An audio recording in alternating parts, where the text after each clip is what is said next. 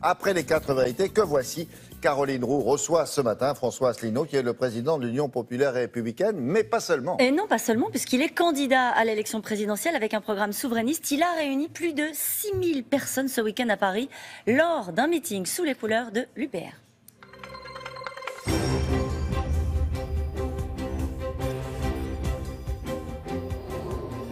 Bonjour François Asselineau. Bonjour. Alors, être président de la République, c'est répondre aux urgences. Il y a un cas pratique avec ce qui se passe en ce moment en Guyane, la Guyane qui se retrouve à l'arrêt. Comment vous abordez, vous, avec votre singularité, un problème comme celui-ci? Vous êtes comme les autres candidats, vous dites qu'il faut de l'écoute, il faut des moyens.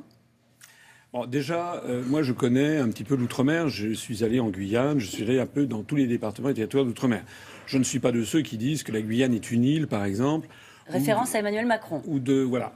Mais ce qui est le problème numéro un, c'est que ces territoires sont considérés comme des régions ultra-périphériques de l'Union européenne, des RUP, et avec une bureaucratie bruxelloise qui considère en définitive que ces départements, on doit finalement s'en débarrasser. Et moi, ce que je sais, c'est que, par exemple, il y a un plan qui a été prévu. Vous savez qu'il y a un manque criant de collèges, par exemple, en Guyane. Il y a un plan de 10 ans qui a été annoncé par l'État de 500 millions d'euros sur 10 ans. Bon. En réalité, il n'y a toujours pas le moindre euro qui a été versé à la Guyane. Je voudrais rappeler ici, aux gens qui m'écoutent, que notre participation à l'Union européenne nous coûte chaque année 9 milliards d'euros. Vous allez très vite, François Asselineau. C'est très curieux, votre façon d'aborder les choses. Vous dites en gros, le problème de la Guyane, c'est pas l'État français, c'est pas la France, c'est l'Union européenne. C'est que nous n'avons plus d'argent pour donner à des départements comme la Guyane. On a annoncé un plan de 500 millions d'euros sur 10 ans. Mais que notre argent, l'argent des Français, sa destination numéro 1, c'est d'aller vers l'Union européenne.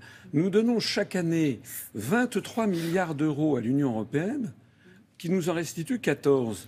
Ça veut dire que, par exemple, est-ce que les Français savent que chaque année, par l'intermédiaire de l'Union européenne, nous donnons 300 millions d'euros à la Bulgarie ? Est-ce que les Français trouvent normal qu'on donne 200 à 300 millions d'euros à la Bulgarie, autant à la Turquie pour comment dirais-je, qui doit entrer dans l'Union européenne, alors qu'on n'est même pas capable de donner 60 millions d'euros chaque année à la Guyane? Ça n'est pas normal. C'est une enclave française, la Guyane, avec des demandes d'asile qui explosent en provenance, par exemple, du Suriname, d'Haïti. Oui. Comment est-ce qu'on gère un problème comme celui-ci? Là, vous allez nous dire c'est encore la faute de l'Europe? Ou est-ce que c'est à la France de faire en sorte de garantir les frontières, aux frontières de la Guyane pour limiter une immigration illégale? Oui, c'est le même problème que celui qu'on va trouver à Mayotte, par exemple. C'est-à-dire que vous avez des isolats avec un niveau de vie qui est quand même s'il y a des problèmes, même s'il y a de la violence, même s'il y a un niveau de vie avec beaucoup de chômage, c'est quand même un niveau de vie supérieur à celui du Suriname ou du Brésil. Donc effectivement, il y a un problème d'immigration clandestine qui déstabilise en ce moment la Guyane. Il faudrait donc mieux protéger les frontières, mais pour ça, il faut des moyens. C'est comme pour Mayotte, il faut des moyens. Or, nous n'avons pas les moyens.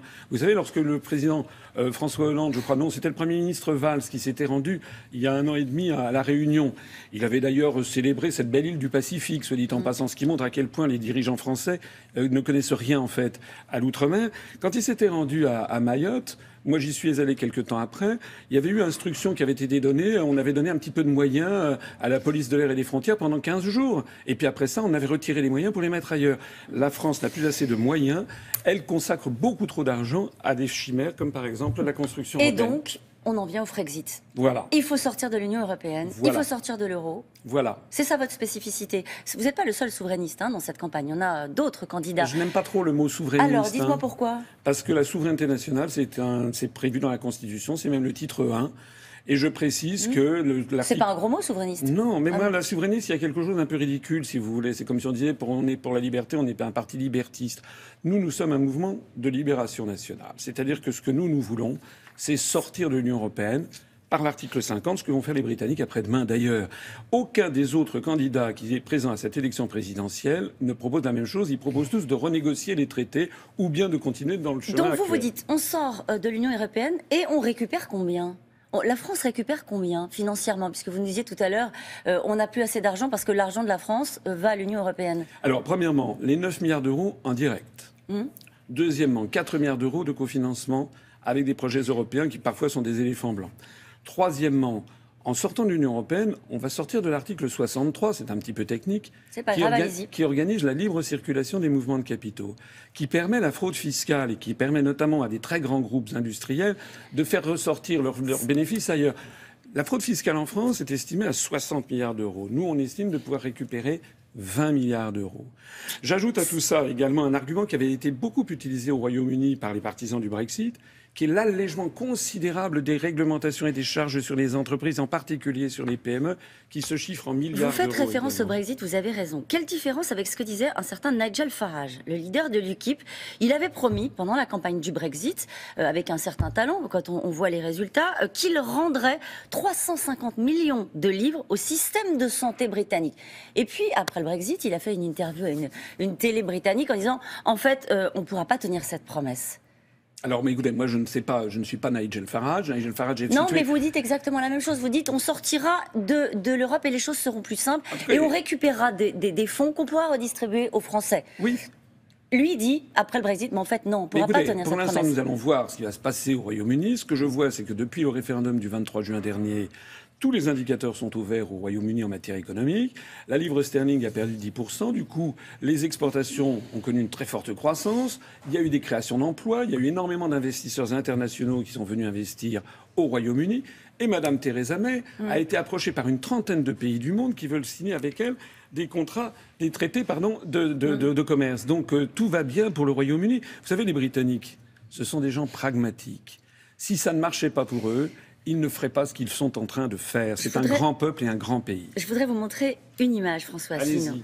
Une image de Marine Le Pen qui est allée serrer la main de Vladimir Poutine. Donc, le message était intéressant sur le fond. C'était en gros pour dire la Crimée, vous avez eu raison, sur la Syrie, vous avez eu raison, et les sanctions européennes, il faut en sortir. Est-ce que défendre la souveraineté, c'est aller porter ce genre de discours? Est-ce que si vous aviez eu l'occasion d'aller voir Vladimir Poutine, vous êtes pour resserrer les liens d'amitié avec la Russie, est-ce que vous auriez tenu le même discours? Alors, écoutez, Madame Le Pen, elle fait ce qu'elle veut. Moi, je ne suis pas Madame Le Pen. Ça ne vous a pas échappé. Deuxièmement, je suis pour un retour à une diplomatie gaullienne, c'est-à-dire ouverte sur l'ensemble du monde. Nous devons renouer des liens de confiance avec la Russie, avec la Chine, avec l'Inde, avec l'ensemble des pays du monde. Sortir de la coupe sous laquelle nous sommes en ce moment, nous sommes sous la coupe de l'OTAN, notamment par l'article 42 du traité de l'Union européenne. Madame Le Pen, elle fait une chose et son contraire. Elle est allée à Magazine Time il y a 1 an et demi. Madame Le Pen ne propose pas de sortir de l'OTAN. Madame Le Pen ne propose pas de sortir de l'Union européenne par l'article 50 comme je le propose. Donc en fait, Madame Le Pen, elle fait comme Monsieur Mélenchon. Elle essaye de manger à tous les râteliers pour attirer le maximum de personnes. Moi, je suis fiable, c'est-à-dire ce que je dis est parfaitement cohérent. Qu'est-ce que vous espérez dans cette campagne? Je le rappelais tout à l'heure, vous avez réuni 6 000 personnes, c'est beaucoup, C'est pour beaucoup. un meeting parisien. Qu'est-ce que vous espérez dans cette campagne, François Asselineau? Je me permets de signaler, non seulement il y avait plus de 6 000 personnes, il y en avait 6 500, mais avec une grande ferveur, dans un endroit où les socialistes, vous savez, pour la belle Alliance populaire, avaient réuni 2 000 personnes. On a fait 3 fois plus de monde que les socialistes. Qu'est-ce que vous espérez dans cette campagne? Je vais faire une grosse surprise. Vous allez voir. Un gros score, c'est ça, une grosse surprise? Vous allez voir. Allez regarder sur les sondages sur Internet. C'est dit. Merci beaucoup, François Asselineau.